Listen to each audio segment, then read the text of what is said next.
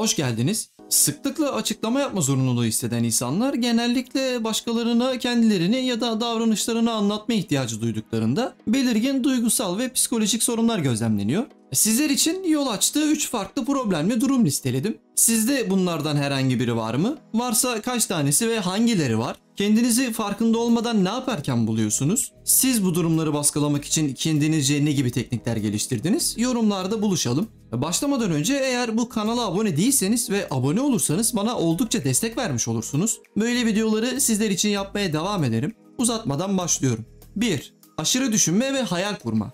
Özellikle zan altında kaldığınız ve ispat yükü taşıdığınız durumlar zamanla bu durumun oluşmasını tetikleyebiliyor. Genellikle de bu ispat yükünü size yükleyenler herkesi kendisi gibi zannettiği için sizin de o konuda kesin kendisi gibi art niyetli davranacağınızı düşünmesi kaynaklıdır.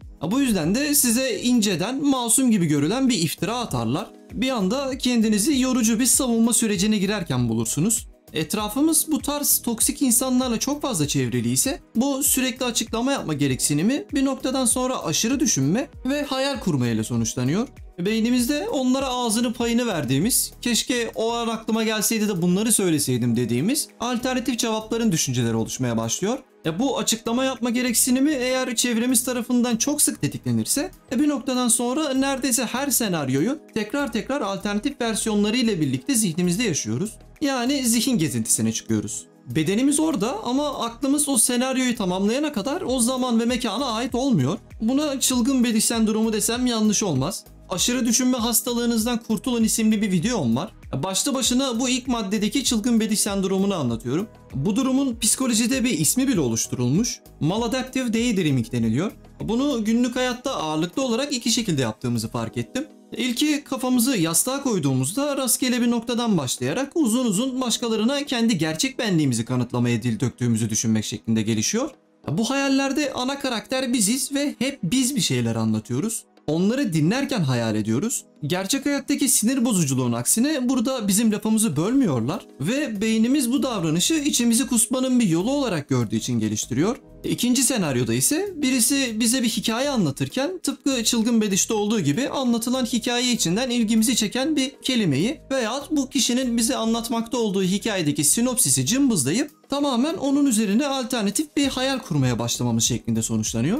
O noktadan sonra bize hikaye anlatanın söylediği gerçek yaşanmış hikayenin geri kalanını kaçırıyoruz. Çünkü o an o senaryonun alternatif bir yolla bizim başımıza geldiğini ve kendimizi o zor durumun içine düşsem ben ne yapardım şeklinde simüle etmeden duramıyoruz. Biri bana o lafı etse ona şöyle ağzının payını verirdim, böyle intikam alırdım, o durumdan böyle kendimi kurtarırdım diye kendi kurgumuzu yaratıp onun sonunu getirmeye çalışıyoruz. O sırada da şimdiki zamandan koptuğumuz için çevremizdekiler onları dinlemediğimizi fark edebiliyor. Fark ettiklerini hissedersek kendimizi utandığımız bir durumun içinde buluyoruz. Bu denli aşırı sıklıkla açıklama yapma zorunluluğunda hissetmek, hayatımızın büyük çoğunluğunu gerçek senaryolarla değil, onların zihnimizdeki alternatif versiyonlarıyla geçirdiğimiz ciddi bir problem yaratmış oluyor. Bu birinci başlığım ilginizi çektiyse, dediğim videomu izlerseniz o esnada dışarıdaki gözlemciler bizleri nasıl semptomlar yaşarken görüyorlar madde madde anlatmıştım. Kanalımdaki ilk videolardan bir tanesi. Maladaptive daydreaming'i kimsenin anlatmadığı detayları ile 3 sene önce anlatmıştım. Hala da detaycılık olarak üstüne çıkabilen görmedim. O durumu seviyelere ayırmıştım. Nereden sonrası hastalık boyutuna girmeye başlıyor? Nereye kadar güvenli? Biz o hayali kurduğumuz esnada etrafımızdakiler bunu hangi sıkıntılı tiklerimizden anlıyorlar? Bunların hepsini anlattım. 2. Duygusal yıpranma. Açıklama yapma zorunluluğu sürekli olarak duygusal bir yük taşımayı gerektirir. Kişi her eyleminin, her sözünün doğru anlaşılmasını sağlamak için fazla çaba sarf eder. Bu da duygusal olarak tükenmesine neden olabilir. Bu durum gerçekte daha az sıkıntılı durumla karşı karşıya kaldığımız halde geriye dönük olarak çok daha sıkıntı geçirmiş gibi hatırlamamıza neden olur. Tahammül kotamızı daha hızlı doldurur ve artık dolmuş hissederiz. Gerçekten yapmak istediğimiz uğraşları yapacak motivasyon kalmamaya başlar. Tükenmişlik sendromu dediğimiz durumun tetiklenmesine kapı aralar. Gamlı bir insan olmak aslına bakarsanız bir lanettir. Kalbimizin karşı taraf tarafından olabildiğince kayıpsız anlaşılmasını isteyen mükemmelliyetçi mentalitemizden kaynaklanıyor. Ama beraberinde getirdiği duygusal yıpranma da bir o kadar mükemmel boyutlarda. 3. Kendi kimliğinden sapma.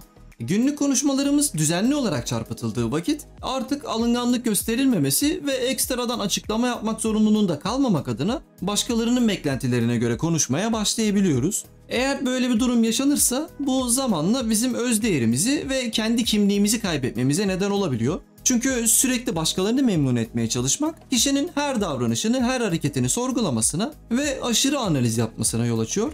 Bu bağlamda da bireysel sınırların zayıflamasına neden oluyor. Bu videoda anlatacaklarım bu kadardı. Bu tarz videolar hoşunuza gidiyorsa ve henüz abone değilseniz kanalıma abone olup yorum yaparsanız algoritma kanalı daha fazla ana sayfaya çıkartabilir. Bu sayede daha çok kişiye ulaşmış oluruz. Kanalımda bu tarz pek çok video mevcut. İlginizi çekerse beklerim.